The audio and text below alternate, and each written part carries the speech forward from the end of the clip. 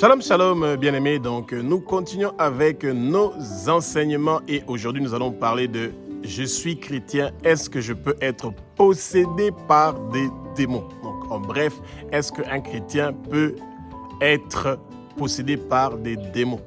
Eh bien, parce qu'il y a beaucoup de gens qui disent que quand vous avez reçu Jésus de Nazareth, vous avez le Saint-Esprit et le Saint-Esprit ne peut pas être dans le même corps que des démons. Bien aimé, c'est faux et archi faux. Il y a beaucoup de chrétiens qui sont possédés et qui ont des démons et qui doivent se démoniser, ça veut dire chasser ce démon-là. Donc les démons, on doit les faire sortir du lieu où ils sont et ils doivent partir et ils doivent ne pas vouloir être que votre corps soit leur maison. Alors, que le Saint-Esprit prend le contrôle de ma bouche pour que ce que je veux dire, que ce soit des paroles qui ne viennent pas de moi, que ce soit des paroles qui sont inspirées par le Saint-Esprit. Que les écailles tombent, que vos yeux s'ouvrent, vous allez connaître la vérité et la vérité va vous affranchir, bien-aimés, et que le vent impétueux du Saint-Esprit commence à souffler dans le lieu où vous êtes et commence à remplir le lieu où vous êtes et que tout esprit impur ou malsain qui veut vous empêcher de connaître la vérité, qui veut vous empêcher d'être libéré et que ces esprits-là puissent vous lâcher et quitter le lieu où vous êtes au nom puissant de Jésus de Nazareth. Que toute chaîne qu'on avait utilisée pour attacher vos pieds, vos mains, vos coups et fermer vos bouches avec des cadenas spirituels où on a écrit vos noms dans les hôtels du monde de ténèbres, ça prend le feu et tous ces liens-là, tous ces chaînes-là sont en train d'être brisés, rompus immédiatement au nom puissant de Jésus de Nazareth. Recevez votre délivrance, recevez votre libération de tout esprit impur ou malsain qui pense que votre corps est leur demeure parce que votre corps est le temple du Saint-Esprit. Votre corps est le temple du Saint-Esprit, sanctifié, purifié. Et vous devez vous rappeler, bien-aimés, que vous devez toujours demander au Seigneur que vous soyez remplis du Saint-Esprit. Et pour être remplis du Saint-Esprit, vos pensées doivent être avec le Seigneur. Ça veut dire que les pensées négatives ou malsaines que le monde de ténèbres veut mettre dans votre tête, vous devez vous en débarrasser.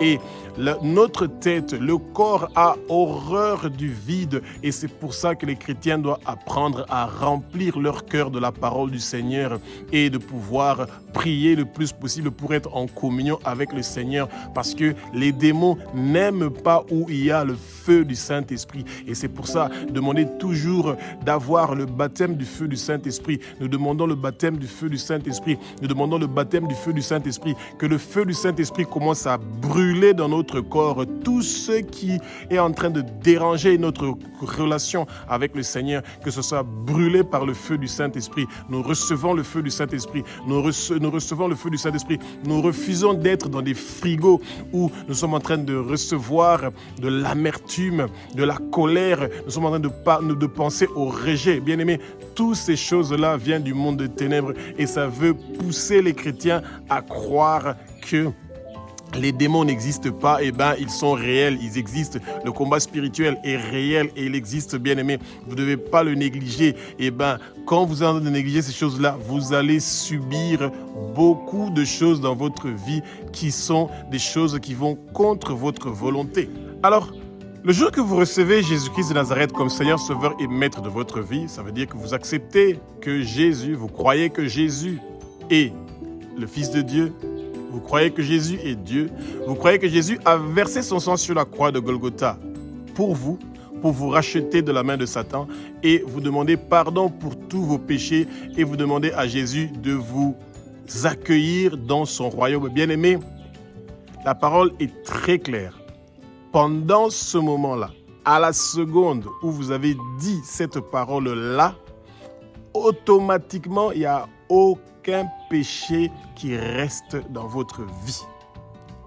Toute chose qui était dans votre vie, qui était un péché, a quitté votre vie. Soyez rassurés de cela. Et votre corps n'est pas celui qui a directement la protection, mais votre esprit est celui qui est entouré et rempli du Saint-Esprit. C'est pour ça que vous allez voir que beaucoup de chrétiens qui sont nés de nouveau ont toujours beaucoup beaucoup d'enthousiasme, ils ont un feu, ils voient des choses, ils entendent, ils ont des prophéties, ils parlent en langue. C'est vraiment merveilleux. Et c'est à quel moment que ces choses commencent maintenant à diminuer ou à ternir? C'est quand la personne commence à refaire des péchés qu'ils étaient en train de faire avant. Un chrétien, quand tu es né d'en haut, comme on l'appelle, donc né de nouveau, comme certaines versions de Bible sont en train de parler de ça, et ben quand nous sommes nés d'en haut, et ben nous voulons les choses d'en haut. Nous coupons les liens avec notre passé. Nous arrêtons de faire les choses que nous étions en train de faire dans le passé. Et le Satan, il connaît, il a beaucoup d'années, plus de 3000 ans d'expérience avec, plus de 6000 ans plutôt d'expérience avec les êtres humains. Et il connaît, il ne peut pas lire nos pensées, mais il connaît les faiblesses de l'être humain. Et c'est pour ça que le Seigneur nous dit que quand vous chassez un démon du corps de quelqu'un, cette maison-là est propre. Et quand nous commettons un péché, ce démon revient. Et quand le démon revient, il trouve que cette maison-là est propre, il part pour emmener 70 autres démons qui sont beaucoup plus méchants que lui. Et la personne qui était déjà dans des difficultés et qui est sortie de ces difficultés-là, sa situation sera pire qu'avant. Et vous voyez, il y a beaucoup de chrétiens qui sont orgueilleux et qui disent que je ne peux pas confesser parce que je ne vois pas c'est quel péché que j'ai fait. Quel péché j'ai fait, bien-aimé? Soyez sages. Tous les jours, rassurez-vous de demander pardon au Seigneur et qu'il vous révèle le péché que vous avez commis et qu'il vous parle de ce péché-là pour que vous puissiez arrêter ce péché-là, que vous abandonnez ce péché-là, que vous vous repentez et pour que vous puissiez rester sur ce chemin que le Seigneur a préparé pour vous. C'est très important. Donc, bien aimés, les chrétiens doivent comprendre que nous avons un corps, esprit et âme. Ces trois-là sont exactement identiques, bien aimés. Seulement, c'est le corps physique que vous voyez et qui a donc toutes les parties du corps que vous voyez, votre esprit est exactement la même chose et votre âme est exactement la même chose. Et le Satan et le monde spirituel, c'est l'esprit. Dieu aussi est esprit. Ça veut dire que c'est ce que vous ne voyez pas, cet esprit-là qui doit donc naître de nouveau. Et quand un enfant vient de naître, on coupe le cordon ombilical entre la mère et l'enfant. Et le Seigneur, quand vous êtes né d'en haut, il coupe ce cordon ombilical-là et vous devenez autonome. Et le Seigneur veut que vous appreniez à vous battre vous-même pour que vous puissiez grandir. Et la seule façon de le faire, c'est en réussissant à prier et c'est en réussissant de méditer la parole. Et donc, la naissance d'en haut est quelque chose qui demande une progression. Et cette progression-là se fait seulement quand nous sommes en train de vivre dans la sanctification, quand nous sommes en train de vivre dans la crainte de Dieu. Et c'est ça qui manque dans les chrétiens de nos jours. Effectivement, beaucoup de chrétiens sont en train de vivre une vie très difficile et ils ont le Saint-Esprit. Mais parce qu'ils sont en train de pécher, le Saint-Esprit est attristé. Ils ne peuvent pas vivre la plénitude du Saint-Esprit. Alors, la question que les gens se posent toujours, c'est comment c'est possible que les chrétiens, qui sont tous nés de nouveau et que beaucoup de chrétiens peuvent être possédés par des démons, pourtant ils ont le Saint-Esprit. Bien-aimés, le Saint-Esprit, une fois que vous l'avez invité le jour de votre conversion pour qu'il vienne dans votre vie, Dieu est un Dieu qui est fidèle. Il vous quitte 0 seconde, 0 minute, il est là avec vous. Et c'est un Père qui est formidable et merveilleux et il veut que nous soyons des enfants qui sont formidables et qui sont en train de ressembler à notre Père. Pour les gens qui sont toujours têtus ou incrédules, qui ne veulent pas comprendre ces choses, qu'ils doivent se battre et qu'ils ne vont pas avoir une victoire gratuitement sans se battre, bien aimés, soyez rassurés. Que le Seigneur va toujours se rassurer que vous allez être un guerrier de prière.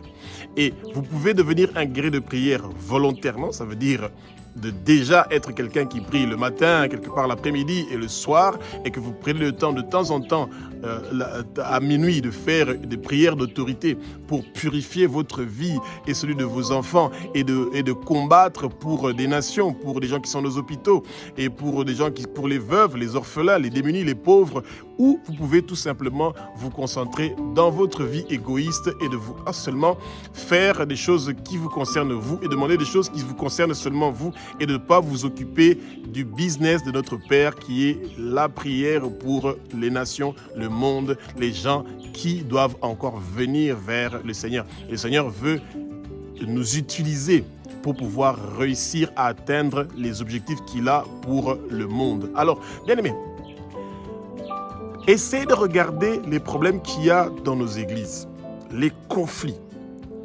Et puis, regardez seulement comment les chrétiens s'insultent plus que les païens dans les réseaux sociaux. Essayez de regarder dans les statuts des chrétiens, les mêmes histoires que les païens sont en train de faire. Ils montrent leur visage, ils tournent, tous les statuts, ça déroule et ils sont tellement possédés de voir les statuts des autres, comment ils se sont habillés, où ils sont et tout, qu'on sort, etc. Ceux qui sont en Europe, oh, je suis vraiment en train de les envier. Ceux qui sont en Afrique, regarde comment ils sont dans la pauvreté, ils sont dans la saleté, etc. Ils donnent des critiques, des commentaires, des rumeurs. Lui, il est tombé, vous avez vu, oulala, il dit qu'il est chrétien, mais vous avez vu comment il est tombé. Lui, il a couché avec une femme, l'autre, il a couché avec un homme, etc. Il n'y a plus de l'amour, de la sagesse, il n'y a plus rien de tout ça. Eh bien, qui est en train de faire ces choses-là? Et je peux vous rassurer, bien-aimés, que c'est surtout pas le Saint-Esprit du tout. Ce sont des démons. Oui, beaucoup de chrétiens sont possédés par des démons qui amènent la séparation, la division, qui amènent des rumeurs, des conflits qui poussent les chrétiens à faire des choses qui ne sont pas censés faire. Et c'est ça qui est vraiment dommage, que vous êtes en train de constater cette chose-là qui est en train de nuire dans nos communautés, qui est en train de nuire nos familles, nos églises, des gens qui ne sont pas en train donc de se démoniser, ça veut dire de se débarrasser de tous ces démons-là qui sont en train de nuire leur vie, de déranger leur vie. Bien aimés, nous devons prendre le temps. Quand nous voyons un caractère qui ne plaît pas à Dieu, et souvent ces caractères-là qui ne plaisent pas à Dieu, nous les trouvons où? Dans la Bible. Quand nous sommes en train d'étudier la parole journalièrement, chaque jour, le Seigneur nous transforme. Nous découvrons les choses que le Seigneur ne veut pas que nous faisons. Et c'est comme ça que nous nous débarrassons de ces démons-là. Et bien aimés, demandons toujours d'être remplis du Saint-Esprit. Entre 6h du matin et 9h du matin, entre 18h entre 6h du matin et 9h du matin, donc, et entre 18h et 21h, ce sont toujours des bons moments de demander au Saint-Esprit de venir et de habiter et d'être dans sa plénitude en train d'agir dans notre vie. Et c'est un moment merveilleux. Et quand vous faites cela, vous demandez au Seigneur d'être rempli du Saint-Esprit, d'être dans la plénitude du Saint-Esprit, eh bien, vous allez voir les merveilles qui vont se passer dans votre vie spirituelle et que vous allez avoir une puissance qui est formidable et qui est merveilleuse. Et nous ne sommes pas les seuls qui sont en train de vivre ces moments-là difficiles, bien-aimés. Rappelons-nous de quelque chose. Paul avait quelque chose qui dérangeait son dos. Et chaque fois qu'il demandait au Seigneur de se débarrasser de cette chose-là qui était en train de déranger son dos, et bien le Seigneur lui disait « Ma grâce te suffit, bien-aimé ». Et c'est pour ça que des fois, le Seigneur peut permettre qu'il y ait quelque chose qui est en train donc de continuer à vous rappeler que vous devez être humble, que vous ne devez pas devenir orgueilleux ou de penser que vous êtes le Tout-Puissant parce que le Seigneur est en train de vous utiliser pour faire des grandes choses à travers vous, des miracles et des prodiges. Donc, ce n'est pas quelque chose qui est étrange, qui est des gens qui sont remplis du Saint-Esprit et qui sont aussi possédés par quelque chose qui les empêche de pouvoir être dans la plénitude de ce que le Seigneur a prévu pour eux. Que les chrétiens aient des difficultés de pouvoir comprendre qu'ils peuvent être donc possédés par des démons. Pourtant, ils ont déjà donné leur vie à Jésus et qu'ils sont en train donc de vivre et qu'ils pensent qu'ils ne vivent pas donc dans le péché. Eh bien, bien aimés, quand quelqu'un donne sa vie à Jésus, les démons quittent votre vie, mais ils sont en train de rôder tout autour de vous. Et ils attendent que vous commettez une erreur pour qu'ils puissent, donc vous ouvrez une porte et qu'ils puissent entrer encore une fois dans votre vie. Et ce n'est pas étrange que les chrétiens ne comprennent pas ces choses-là. Nicodème, dans Jean chapitre 3, prenez le temps de lire tout le chapitre 3. Vous serez émerveillés de voir qu'un docteur de la loi bien-aimé, un pharisien qui est docteur de la loi, c'était des gens qui connaissaient la Torah en long et en large, mais ils n'avaient rien compris des choses d'en haut. Ça veut dire qu'il avait compris les choses en bas, les choses que eux ils pensaient que c'est ça, que c'est comme ça que ça fonctionne, et ils n'étaient pas intéressés de comprendre les choses d'en haut. Et c'est pour ça que Jésus lui a répété à plusieurs reprises que en vérité, celui qui ne va pas naître d'en haut ne verra pas le royaume de Dieu. Bien-aimés, ça veut dire que nous devons naître d'esprit. Et quand nous naissons d'esprit, ça veut dire que Dieu est notre Père et nous sommes son Fils et nous voulons ressembler à notre Père. Et ça veut dire que nous devons nous battre parce que notre Père est l'Éternel des armées. Si on l'appelle l'Éternel des armées, c'est parce qu'il a une armée et c'est un chef d'armée qui se bat. Et c'est pour ça que nous aussi, là, en tant qu'enfants, nous n'avons même pas de choix de choisir ou pas. Nous sommes des guerriers et nous devons être encore une fois des guerriers de prière et de prendre le temps de penser aux choses que nous avons fait dans le passé et de noter ça quelque part. Et pourquoi vous le faites? C'est pas pour vous culpabiliser. C'est pour comprendre les portes d'entrée que le monde des ténèbres avait utilisées pour entrer dans votre vie. Et quand vous voyez que vous avez la tendance de retourner dans ces choses-là, vous demandez au Seigneur de fermer ces portes-là au nom puissant de Jésus de Nazareth pour que vous puissiez vivre la plénitude de la puissance du Saint-Esprit et que le feu du Saint-Esprit soit en train de me donner des flammes puissantes et que ça soit en train de brûler toute chose qui veut vous ramener dans votre vie du passé que vous ne voulez plus. Vous ne voulez plus vivre comme vous étiez en train de vivre avant votre conversion. Vous voulez vivre dans la sainteté, vous voulez vivre dans la sanctification, vous voulez vivre dans un changement, dans une transformation totale de votre vie. Et bien aimé, quand vous avez choisi de vous débarrasser de ces démons-là qui sont en train donc de nuire à votre vie, il y a quelque chose de merveilleux qui va se passer. Et cette chose-là, c'est non seulement votre propre délivrance et votre libération, mais celui aussi de votre famille. Et c'est pour ça que le Satan est en train de vous combattre. Pourquoi? Parce que quand vous avez une marée d'eau qui est sale, il y a une goutte d'eau propre qui vient, celui d'un chrétien qui est né de nouveau, cette marée d'eau-là sale sera purifiée. C'est ça que le travail, que le sang précieux que Jésus-Christ de Nazareth a versé sur la croix de Golgotha est en train de faire dans notre vie. C'est en train de sanctifier, de purifier, de laver, de nettoyer toute chose qui n'a pas de place dans notre vie. Et nous devons toujours demander au Seigneur de nous révéler les choses qui sont cachées dans notre vie, que les choses qui nous révèlent les choses qui sont cachées dans la vie de nos parents, dans la vie des gens qui sont tout autour de nous, pour que nous puissions savoir comment nous devons faire pour intercéder et pour prier, pour que nous puissions avoir la paix et le repos.